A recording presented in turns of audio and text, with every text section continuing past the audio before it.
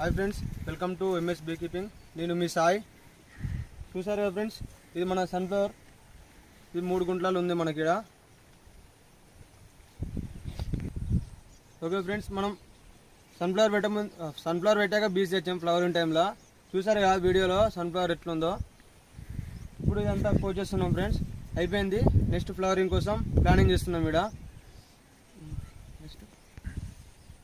Okay friends, గింజలు చెట్ల నుంచి తీసేసాం మేము.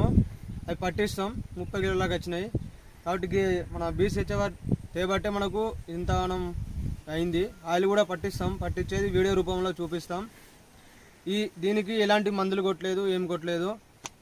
అంతా బీస్ మీదనే ఉన్నది. ఏమి ఇట్లా మందు కూడా వేయలేదు ఒక్క చెట్టుకు కూడా. అది కూడా సన్ఫ్లవర్ ఆయిల్ పెట్టక చూపిస్తాం. ఓకే ఫ్రెండ్స్, ఇది బీసు ఉండబట్టి లాభాలు.